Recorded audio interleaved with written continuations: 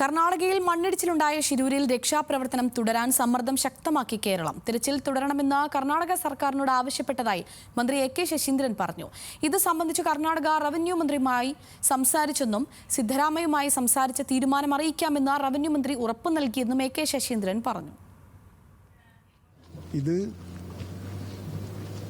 ഇങ്ങനൊരു ആവശ്യം കേരളത്തിന്റെ ബഹുമാനപ്പെട്ട മുഖ്യമന്ത്രി കർണാടകത്തിൻ്റെ ബഹുമാനപ്പെട്ട മുഖ്യമന്ത്രിയെ അറിയിച്ചിട്ടുണ്ട്. അപ്പോൾ കൂടുതൽ ഊർജിതമാക്കുക, തിരച്ചിൽ പ്രക്രിയ തുടരുക, ഈ രണ്ട് ആവശ്യമാണ് നമുക്കുള്ളത്.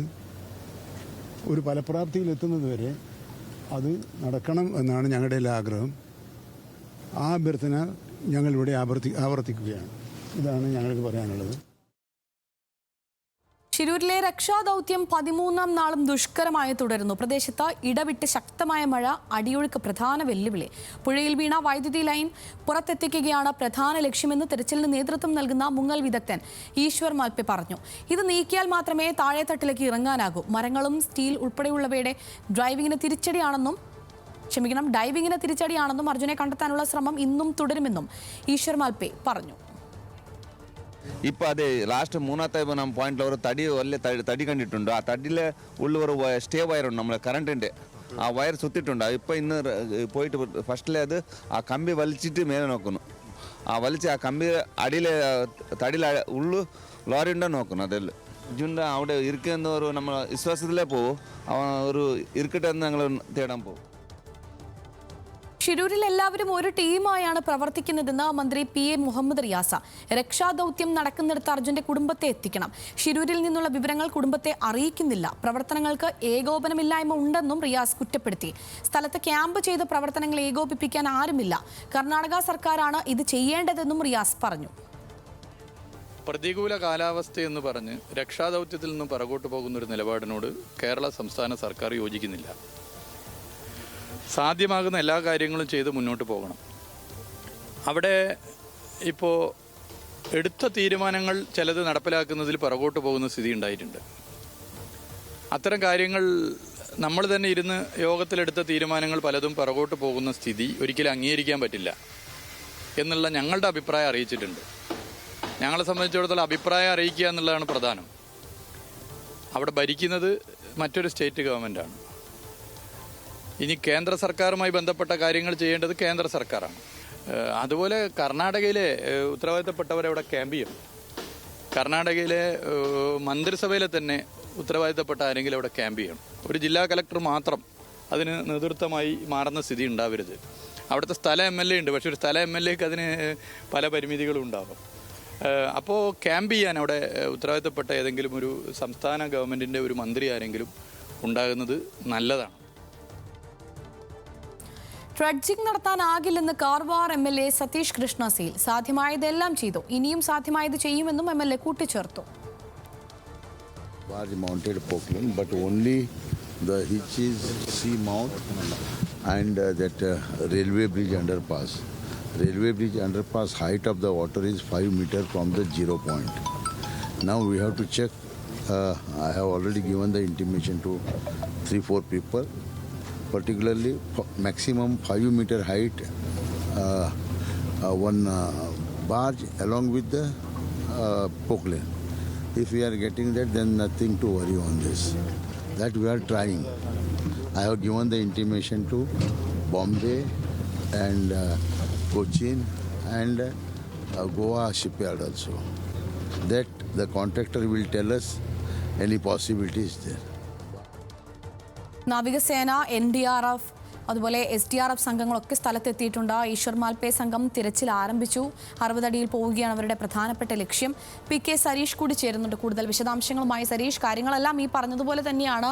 പക്ഷേ പ്രതികൂലമായ കാലാവസ്ഥ തന്നെയാണ് ഇന്നും നിലനിൽക്കുന്നത്. ഒട്ടും പിടിതരാത്ത തരം ഒരു കാലാവസ്ഥ. അപ്പോൾ ഇന്ന് ഏത് രീതിയിലാണ് തിരച്ചിൽ നടത്തുന്നത് അവിടെ? രക്ഷാപ്രവർത്തനം ഒരു അനിശ്ചിതത്വത്തിലേക്ക് പോവുകയാണ്. നിലവിൽ മാൽപ്പയുടെ നേതൃത്വത്തിലുള്ള പരിശോധനയ്ക്കപ്പുറത്തേക്ക് ഏതെങ്കിലും തരത്തിൽ ഇനി എന്ത് എന്നൊരു ചോദ്യത്തിലേക്ക് പോവുകയാണ് കാര്യങ്ങൾ. കാരണം മാൽപ്പെ ഇന്ന് വീണ്ടും എത്തിയിരിക്കുന്നു. അദ്ദേഹം ഇന്നലെ എവിടെയാണോ സിഗ്നൽ കണ്ടത്, അവസാനമായി തിരച്ചിൽ നടത്തിയത്, അവിടെ വീണ്ടും തിരച്ചിൽ നടത്തുകയാണ്. നിലവിൽ അതായത് കരയിൽ നിന്നും 120 മീറ്റർ അകലെയുള്ള സ്ഥലത്താണ് അദ്ദേഹം പരിശോധന നടത്തുന്നത്. അവിടെ ഏതെങ്കിലും തരത്തിലുള്ള സിഗ്നൽ ലഭിക്കുമോ എന്ന് പരിശോധന നടത്തുന്നു. അത് പക്ഷേ അപ്പോഴും പ്രധാന വെല്ലുവിളി എന്ന് പറയുന്നത് അവിടെ എത്തി അല്ലെങ്കിൽ പരിശോധന നടത്തുമ്പോൾ ഈ നിലവിൽ അന്ന് അപകടം സംഭവിച്ചപ്പോൾ ഉണ്ടായ ലൈൻ, വൈദ്യുതി ലൈൻ, അതോടൊപ്പം തന്നെ വലിയ വലിയ മരങ്ങൾ, ഇതെല്ലാം ഈ പരിശോധനയ്ക്ക് തടസ്സമായി നിൽക്കുകയാണ്.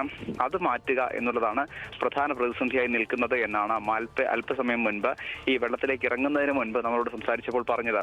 നിലവിലെ പ്രതിസന്ധിയായി അവർ പറയുന്നതും ഇത് തന്നെയാണ്. കാരണം കഴിഞ്ഞ ദിവസം ഈ താഴെത്തട്ടിലേക്ക് ഇറങ്ങിയപ്പോൾ അദ്ദേഹത്തിന് റോപ്പ് കെട്ടിയാണ് അദ്ദേഹത്തെ ഇറക്കിയത്. പക്ഷെ ആ റോപ്പ് പോലും ഈ കാരണങ്ങളാൽ, അതായത് മരത്തടിയും ഒപ്പം തന്നെ മരങ്ങളും ഉൾപ്പെടെയുള്ളവ, പാറക്കല്ലും ഉൾപ്പെടെയുള്ളവ ഉള്ളതിനാൽ താഴെ തട്ടിലേക്ക് ഇറങ്ങാനാവാത്ത സാഹചര്യമുണ്ടായിരുന്നു. അതുകൊണ്ട് ആദ്യഘട്ടത്തിൽ ഇതെല്ലാം മാറ്റിയാൽ മാത്രമേ താഴേക്ക് ഇറങ്ങാനാവൂ എന്നാണ് അദ്ദേഹം പറയുന്നത്. ഇപ്പോൾ നേവി ഉദ്യോഗസ്ഥരുടെ സഹായത്തോടെ അദ്ദേഹവും ഒപ്പം തന്നെ ഒരു NDRFന്റെ സംഘാംഗവും ഇപ്പോൾ പുഴയിലേക്ക് ഇറങ്ങിയിട്ടുണ്ട്. പക്ഷെ പുഴയിൽ ഇപ്പോഴും ഒഴുക്ക് ശക്തമാണ്, വളരെ ശക്തമാണ്. ജലനിരപ്പ് താഴ്ന്നിട്ടുണ്ടെങ്കിൽ പോലും ഏതെങ്കിലും തരത്തിൽ ഇറങ്ങാനോ അല്ലെങ്കിൽ ഏതെങ്കിലും പരിശോധന നടത്താനോ ആവുന്ന സാഹചര്യമല്ല ഇപ്പോഴുമുള്ളത്. എങ്കിൽ പോലും അതിനെ അവഗണിച്ചുകൊണ്ട് സ്വന്തം റിസ്കിൽ, അതായത് ജില്ലാ ഭരണകൂടം അദ്ദേഹത്തോട് ഇന്നും ഈ പരിശോധനയ്ക്ക് ഇറങ്ങരുത്, നിലവിൽ 6 നോട്ടിന് മുകളിലാണ് ഇവിടുത്തെ അടിയൊഴുക്ക് എന്ന് പറഞ്ഞിട്ടുണ്ടെങ്കിൽ പോലും അദ്ദേഹം സ്വന്തം റിസ്കിലാണ് ഇപ്പോൾ പരിശോധന നടക്കുക. അദ്ദേഹത്തോടൊപ്പം തന്നെ ഒരു NDRFന്റെ ഡൈവർ കൂടി ഈ പരിശോധനയ്ക്ക് ഇറങ്ങിയിട്ടുണ്ട്. നിലവിൽ അവരുടെ ഒരു ആദ്യ ശ്രമം എന്ന് പറയുന്നത് ഈ പുഴയ്ക്ക് കുറുകെയായി ഈ വൈദ്യുതി ലൈൻ അത് വീണ് കിടപ്പുണ്ട്. അതുകൊണ്ട് തന്നെ അത് നീക്കുക എന്നതാണ് ആദ്യ ലക്ഷ്യമായി മുന്നിൽ നിൽക്കുന്നത്. അതിനുശേഷമായിരിക്കും പരിശോധന നടത്തുക. ആ പരിശോധന എന്ന് പറയുന്നത് കൈകൊണ്ടുള്ള പരിശോധന, അതായത് ഏതെങ്കിലും തരത്തിൽ കമ്പി കൊണ്ട് കുത്തി നോക്കിയാൽ ഈ ലോഹ വസ്തുക്കൾ കണ്ടെത്താനാകില്ല എന്നുള്ളതാണ് അദ്ദേഹം പറയുന്നത്. അതുകൊണ്ട് തന്നെ കൈകൊണ്ട് തിരച്ചിൽ നടത്തിയുള്ള പരിശോധന നടത്തുക എന്നുള്ള തീരുമാനമാണ് ഇപ്പോൾ ഉള്ളത്. ഇന്നലെ ഒരു തരത്തിലും വാഹനത്തിനടുത്തേക്കോ അല്ലെങ്കിൽ വാഹനമുണ്ട് എന്ന് പോലും സ്ഥിരീകരിക്കാനായിട്ടില്ല എന്നാണ് അദ്ദേഹം നേരത്തെ പറഞ്ഞു വെച്ചത്. അതുകൊണ്ട് ഇന്ന് ഈ പ്രതിബന്ധങ്ങൾ ആദ്യം നീക്കുക. സ്റ്റീൽ ഉൾപ്പെടെയുള്ള ഭാഗങ്ങളുണ്ട്, കടയുടെയും വീടുകളുടെയും മേൽക്കൂരയുണ്ട്. അങ്ങനെ വലിയ പ്രതിസന്ധികൾ ഈ പരിശോധന നടത്തിയ സ്ഥലങ്ങളിലെല്ലാം ഉണ്ട്.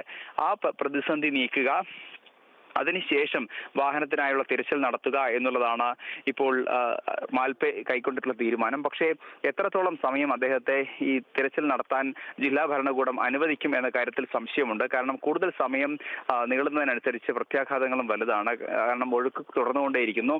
മേഖലയിൽ ഇടവിട്ട് മഴ പെയ്യുന്നുണ്ട്. രാവിലെ 2 or 3 തവണയും ഒപ്പം തന്നെ ഇന്നലെ രാത്രി തുടർച്ചയായും മഴ പെയ്യുന്ന സാഹചര്യമായിരുന്നു ഉണ്ടായിരുന്നത്.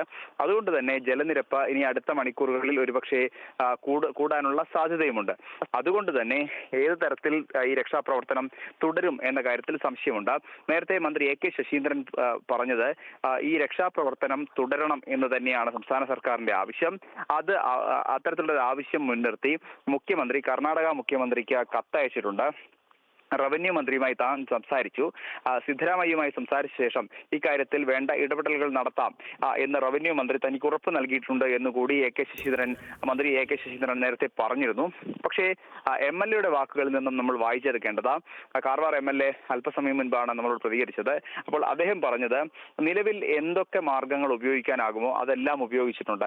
അവസാന മാർഗം എന്ന രീതിയിലാണ് ട്രഡ്ജിംഗ് നടത്താൻ തീരുമാനിച്ചത്. പക്ഷേ ഈ മേഖലയിലേക്ക് ട്രഡ്ജർ എത്തിക്കാനാവില്ല. 2 പാലങ്ങളുണ്ട്. ഒന്ന് കൊങ്കൺ റെയിൽവേ പാലമാണ്, മറ്റൊന്ന് ഈ ഹൈവേയുടെ പാലം തന്നെയാണ്. അപ്പോൾ ആ 2 പാലങ്ങൾക്കടിയിലൂടെയും നിലവിലെ സാഹചര്യത്തിൽ ഡ്രഡ്ജർ എത്തിക്കാനാവില്ല.